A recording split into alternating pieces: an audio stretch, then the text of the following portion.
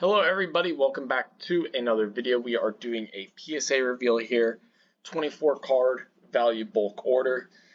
Doing it on the computer because, one, I was supposed to get the package back from FedEx. I've been talking about it in a couple of my past videos. Was not able to receive it from FedEx. I wasn't home, didn't get it rerouted to be picked up at the closest FedEx location to me in time. Had to reach out to PSA so that they could allow me to do that.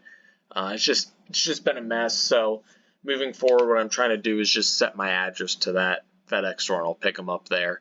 If anyone else has had this problem and found better solutions, let me know. I do know that some people say that the FedEx person will just leave it at their doorstep. My FedEx will not do that, and I really don't want them to. I want to make sure that the package is secure and not stolen. So that, and I accepted 14 PSA offers here of this 24 card order, so there wouldn't have been that many anyways. Let's get into it. First card you can see already got the PSA 10 on the 2014 Bowman Jose Ramirez rookie. Pretty good gem rate on this card. And this one I did accept a $100 PSA offer.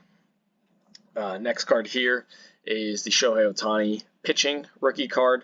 1 to 10, but a 9's fine. I accepted a $182 PSA offer, which is very good. I think I bought this card raw for like $60, $65. So with grading, I was all into this for no more than 90. So double my money up on a PSA 9 will take it. His card's appreciated since I sent them out for grading. This was one of the cards that was getting sent back to me. They sent me an offer a little bit lower than I'd want it to be, but it's the Topps Big League Ohtani rookie, PSA 10. Nice grade on that card.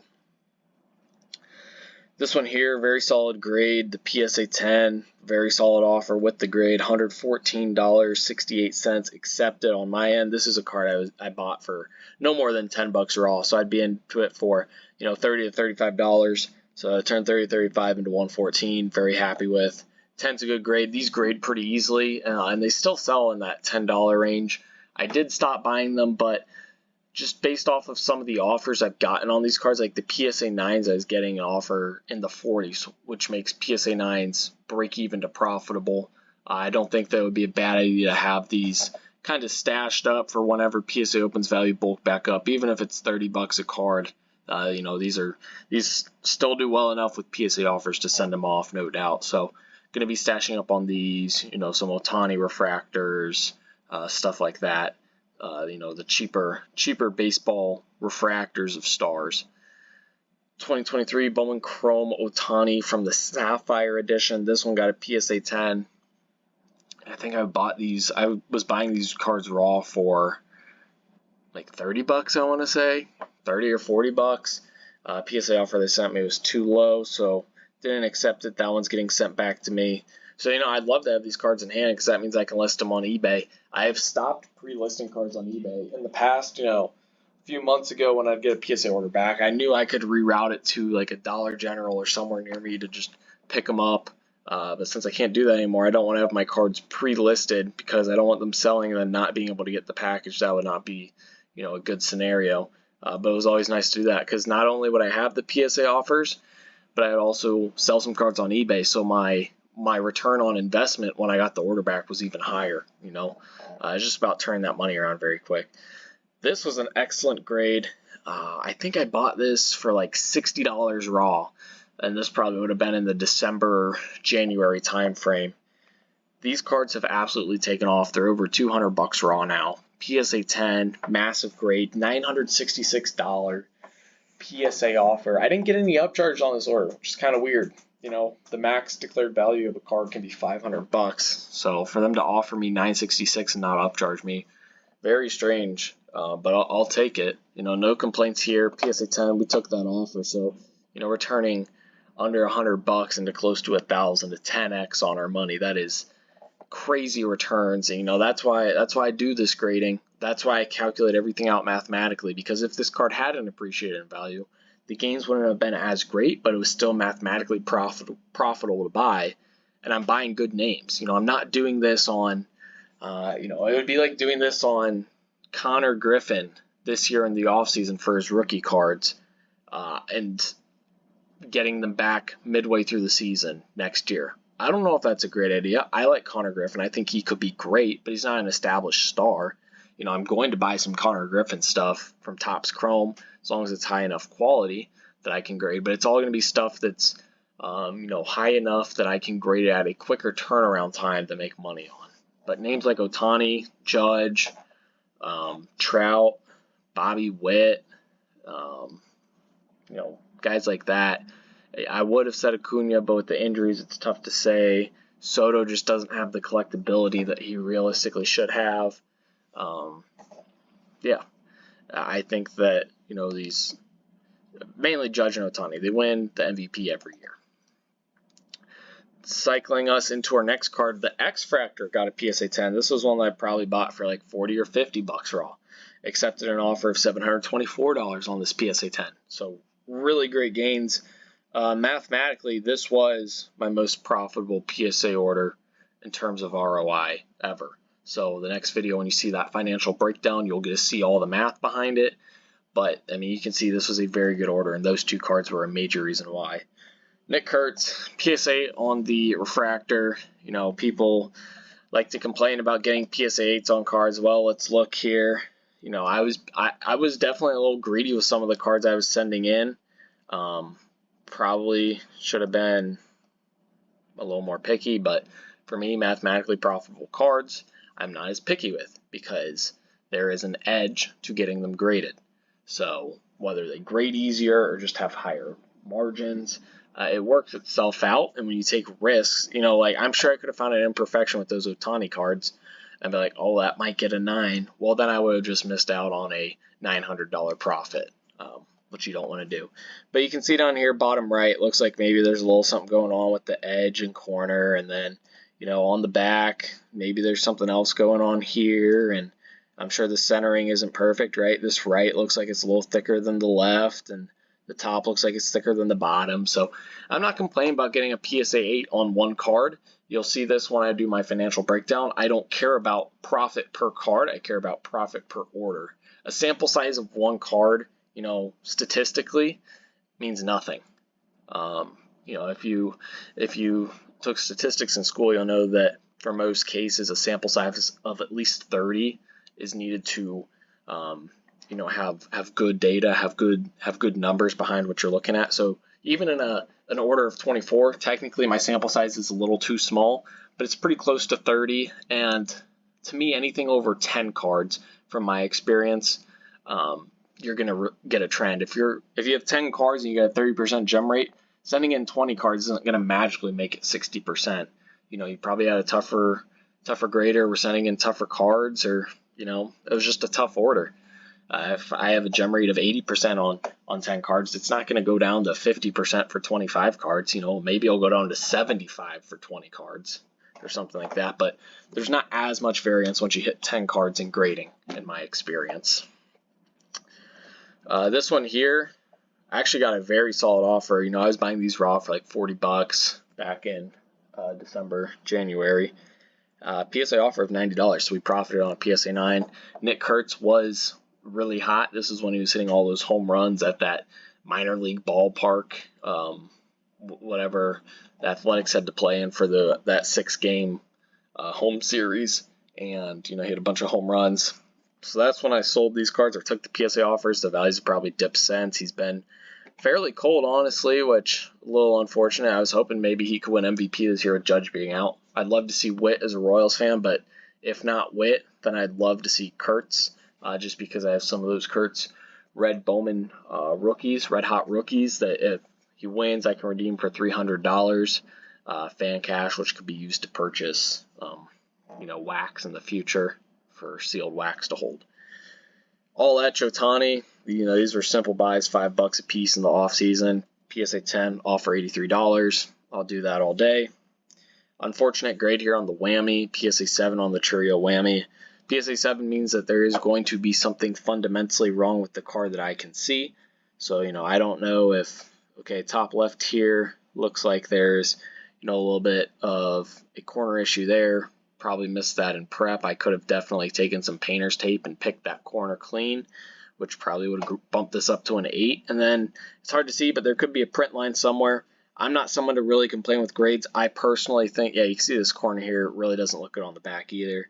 I'm someone that personally thinks PSA does a pretty good job. Sure, there's mistakes they make, but on most of my grading returns, I do feel like they do a pretty good job. Now, the Whammy is a card where I just like the design. I think that it's, a very good job of an unlicensed short print card, but they do not grade well. So they have very low gem rates for most of the cards. There's a few that have higher ones, but like this Churio, I'm pretty sure has a pretty low gem rate on it. I don't even know if there's any PSA 10s.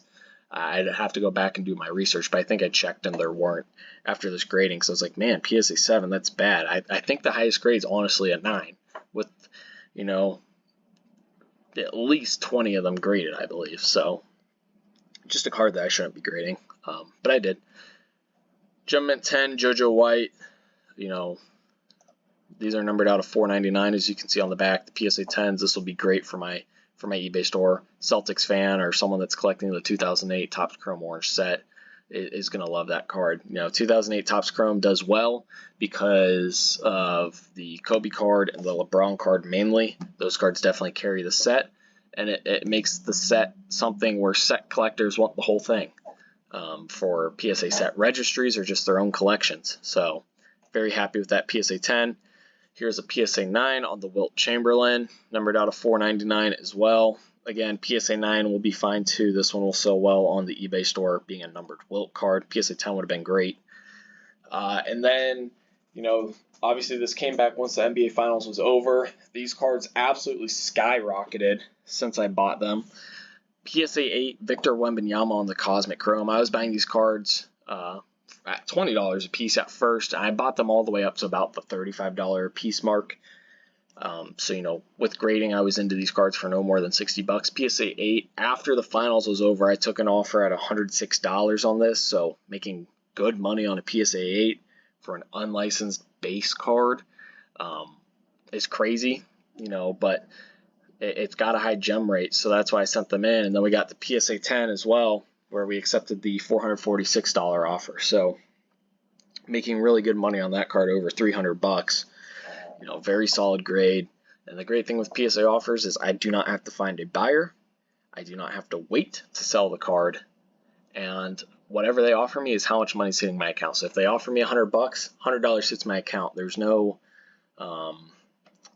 fees coming out. Now, if I send this to the PSA vault and sell through eBay, and then I sell it for $100, then I do have fees coming out. So that's why when you compare your PSA offer to the card value, if they give you a PSA offer of $90 for a $100 card, that's a great offer, because if I sell that $100 card on eBay, I'm only going to get $85. So that PSA offer is even higher. So that's also my spreadsheet breakdown, where I calculate stuff out to see if it's worth accepting offers or not. We're going to have 2 of these Reed Shepherd greens. Both got a PSA 9. Both I accepted offers on. I bought them raw at $5. They offered me $41.50 on the PSA 9s. Making money on the Reed Shepherd PSA 9s, whose market since I bought these has gone down, is crazy. So that's why we accepted those grades. And this 2024 Prism set is impossible with that bottom right corner there on the back. You'll see it. Same thing here with this other card. This one I think looked even worse. You can see all that whiting down there. Just don't show well. Not a great purchase, but I want some Reed Shepherd stuff going into next season, so I'm going to have to start looking now that they're in the peak of the NBA offseason for Reed Shepherd. I think that he is going to potentially take that next step next year. He might have like a Keontae George type leap, just a pure shooter, which helps in the league. Next card up here, this Jokic Gold. So I know I've said in the videos where I buy stuff that I see these as a long-term hold, the 2025 Topps Gold, whether it's chrome or the base paper, as good long-term holds because it's first-year licensed Topps for these future Hall of Famers. So this is Jokic's first, flagship gold numbered out of 2025 in a licensed Topps Nuggets uniform. But I couldn't deny the $51.86 PSA offer on a card I probably bought for no more than $10. So again, making money on a PSA 8. If this had gotten a PSA 10, I would hold it. I would hold this thing for 10, 15 years probably. But a PSA 8, I just don't think it's going to have that edge. I already have this card raw. Realistically, in the future, a raw and 8 are going to be more comparable in price. So I'm going to take the profit while I can. If I turned $35 into 50, that's an extra card or 2 of Jokic I could go buy of this card. So I'm going to do that instead. This one here, took home with me. The offer's too low. This blackout, I mean, I'm debating buying more of these because it's LeBron. It's going to be his only licensed Topps Lakers card. Now that he's not going to be on the Lakers next year.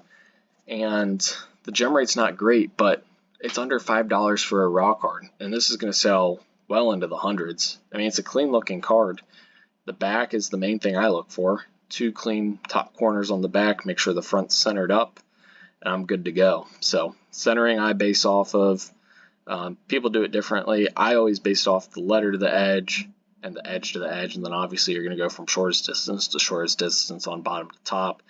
I've seen other people do all of this kind of white space here, if you want to call it that, but to me that's not what a border is. The border is going to be where the Lakers logo comes down, because that's the edge of the design, and that's what a border is. It's the edge of the design to the outside of the card, or the edge of the card. This one's PC, pulled this myself, Cooper flag, PSA 10, don't care about value here. It's just going to be a cool one to keep. I pulled it. I think out of one of my Christmas presents I got. Same thing with this Knipple. Didn't grade well. If we look at the back, we can see a little bit of edge chipping on the back, and then on the front, the centering, top, bottom, a little bit off. Left to right, honestly, looks pretty decent to me, but that's fine. Just a PC card. Wanted to get it graded.